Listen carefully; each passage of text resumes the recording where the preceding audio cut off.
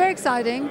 It was like a big adventure, although they were shooting at the same time. Sure. And Roger Moore was, he was one of the most wonderful people. Yeah, he was a great 007. Yeah, he was.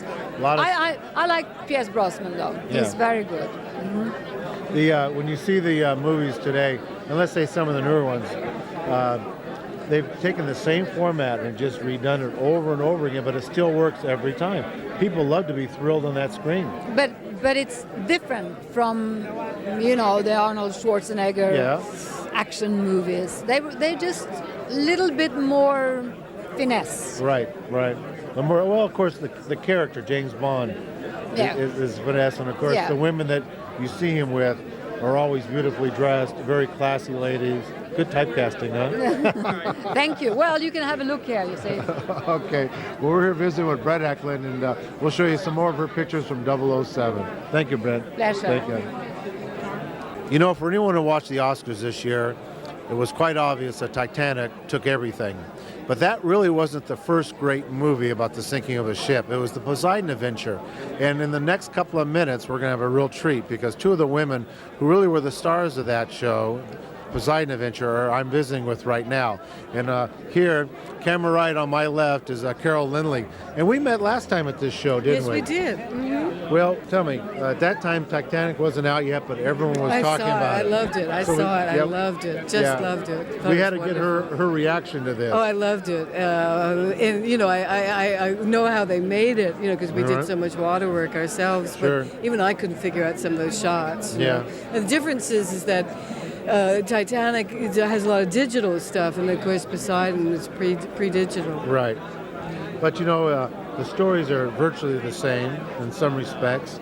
I think that Poseidon Adventure was something that it was really new for its day. It was something different. It sort of made history, didn't it? It did. Yeah. It really did. Yeah. And they will be forever comparing that movie or saying the first great one was water. Poseidon. I call them water movies. Wet movies. It wasn't quite like Waterworld, but it really... No, I haven't seen that. I haven't seen. That's a quite different picture, but I think anyone who really enjoys Titanic should go back out and rent Poseidon Adventure because you would really love it. Yes, definitely. Now, I saw you real quickly. We're at Oscar night at the Beverly Hills Hotel. Yes, I saw you that there. was fun. I enjoyed it. We tried to get you that night, but everyone was running around, and it was such a busy evening. It was a busy evening. It's the first time I'd been to one of those affairs, and it's really great. Well, here we are, the woman we chased all night for an interview, and we finally caught her a week and a half later. Carol Lynley from the Poseidon Adventure. Thank you, Carol. Thank you very much. Bye-bye. Right. Now with the second part of our Poseidon Adventure interview, we just had Carol Lynley on. And the last time I visited with you, Titanic was a lot of talk, but it wasn't out in the theaters yet. So for the woman who starred in the great first disaster ship movie, I want to get your reaction on Titanic. I absolutely adored the film, and I wish that I hadn't died on the Poseidon because I might have been able to be in the Titanic. But the Poseidon is like the mother of all disasters, especially about shipping disasters. And I find it as compelling today as it was then. Even if it comes on TV, it's on TV today. They're playing back-to-back the Poseidon Adventure and Beyond the Poseidon Adventure. I, of course, don't care about Beyond because I died in the Poseidon Adventure. But I would love to have been able to be a part of the Titanic, but that would have been too ironic, I think, to be in both of them. But what a wonderful director, what a wonderful film, great acting, great special effects, everything. But you have to do a third-parter to this because our other partner in crime over there, Pamela Sue Martin, is here today. And, when the ship first turned over, Pamela had to jump from one of the tables, into the net that they made to catch her. So we all had a great deal of fun. It's wonderful to see these people here today. Sure. Very topical. And as I said in my interview with Carol Lynley, if you enjoy the Titanic, go out and rent Poseidon Adventure. I think you'll really enjoy it because there's there's a lot of similarities, but you really see where groundbreaking filmmaking for Silent Invention was, because it didn't have all the technical abilities or the technical achievements that they have today. So you really had to do it in a very different way, and it really was classic filmmaking. It was a much more intimate story, even though it was ensemble playing of about 12 to 14 characters that did dwindle down. You got to know each person and to like them or hate them as they went along, and then, it is a very intimate picture, and it's about survival, and it's about hope, and finally at the end, some people made it. I didn't make it. They killed you off. No, they made me die.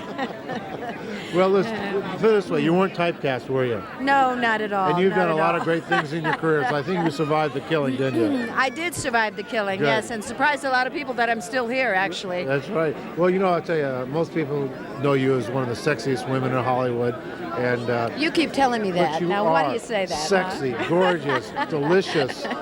I like it. I like it. What can I tell you? We're Carol Lynley on one side of me, and Stella Stevens on the other. And Pamela Sue Martin coming up. Wow, what a lucky my guy. Lord.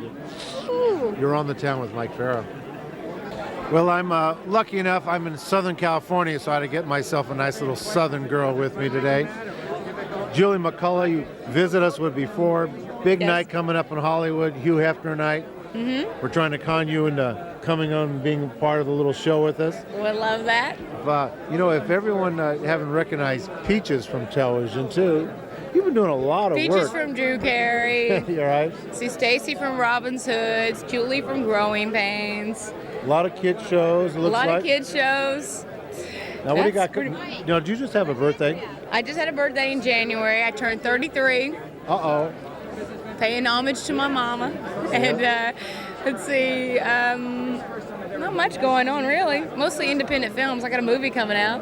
What's it called? It's called 20 Dates. It's being released by Fox Searchlight. Right. Mm-hmm. Not too shabby. Not too shabby. If on my quest to find the most beautiful women in the world, I've been on Baywatch. Of course, the girls from Playboy aren't too shabby either.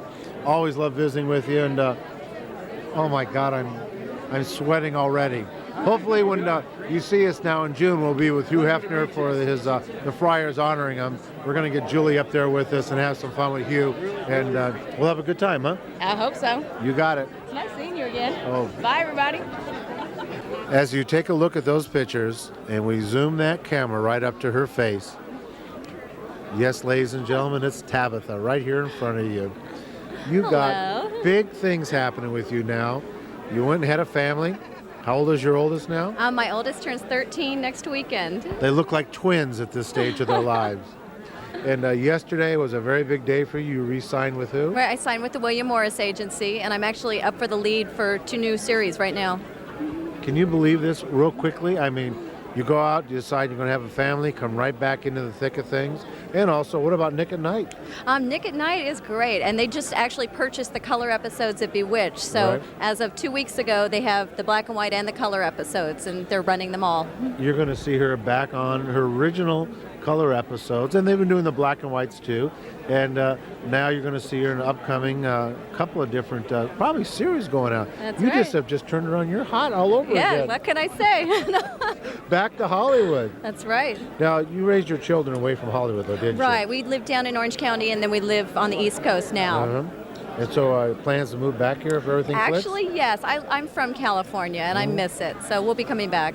Now, America saw you grow up really as a very young little girl. I didn't say grow up. They really saw you from being a baby to, quite a young adolescent.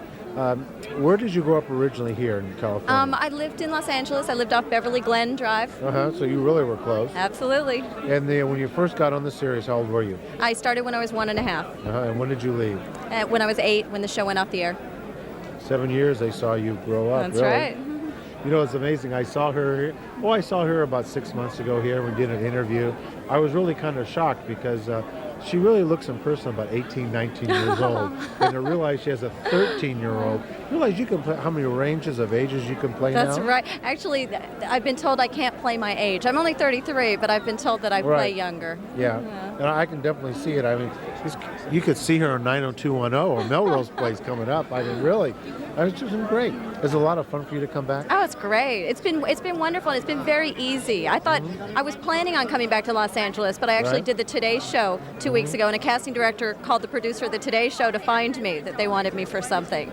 By the way, she also did Howard Stern. I did, actually. I did the radio show a few weeks ago, and then it was on E! Just a couple days ago. Now tell me, what is it like working with Stern? He's great. He's a great guy. I've done his show 4 times, and he's a total gentleman. It's just kind of an act. When he comes out and gives you those lines that goes both ways, I mean, how are you supposed to react? I mean, because America looks at you a little sweetheart. I know. You know, it's all in good fun. I mean, and he didn't cross any lines with me. He's always been a complete gentleman. And in between the commercials, he asks if he's going too far. Oh, so great. He's a good guy. Fantastic. Well, you saw her again, and for those you haven't seen her in years, just see her reruns, which play all over the world. Bewitched, one of the most loving shows I've ever. And by the way, we've had, as you know, our friend Sandra Gould and Casey Rogers on too in the past. So we've had a little Bewitched reunion here in the last That's right. couple of Actually, we're all doing something on April 19th. Elizabeth Montgomery's family has donated all her clothing and wardrobe to charity. So they're doing a big charity event for the AIDS Healthcare Foundation. You know where it's going to be at? It's at Duet in Westwood, Duet Restaurant. Okay. And it's memorabilia from Bewitched and Elizabeth Montgomery. And you'll see Erin Murphy there. That's right, I'm co-hosting. Sandra Gould, who played Mrs. Kravitz. And Bernard Fox also. Bernard Fox and Casey Rogers, which was Larry Tate's wife on the show. That's right. Give us the date again. It's April 19th. April 19th. I'll give you the phone number too. There's a 213-860-5212. I promise you'll have a great time visiting with these great stars. Hey, thank you. Thanks, good to see you. All right. Could it be the courtship of Eddie's father? Brandon Cruz. You know, you might all remember Brandon, you know, everyone in television does. But the truth is, those of us in Hollywood know Brandon these days for something else. You're one of the driving forces behind the Surfrider Foundation out in Malibu. Right, the Malibu chapter. I'm on the executive committee, and we're just trying to keep that water clean. Because every time it rains, all the stuff that people throw into their storm drains, let go down the gutters, ends up the stuff that we're surfing in. And I'm getting sick from battling out, and I'm getting sick of getting sick. So we really got to stop this. You got Earth Day coming up. It's taking place on the piers. There was the Newport International Film Festival that was in Newport Beach and showed Big Wednesday out at the Big Spectrum. And proceeds from that went to the Surfrider Foundation. So you guys are working in very many chapters, I know. Yeah, there are more popping up all over the place all the time, and it's a really good thing to be going internationally. And the national company is just really pushing to save as many surf spots as we can because, you know, there's only so much nature. People take way too much advantage of it. I understand. Listen, another great face from television doing a lot of great things for charity. Brandon, great to see you again, my friend. Hey, thank you. All right. Courtships of Eddie's father. Ladies and gentlemen, thank you for joining us this week on The Town. Next week, I'll show you another great set of stars, and you'll know you'll be on The Town with Mike Farah.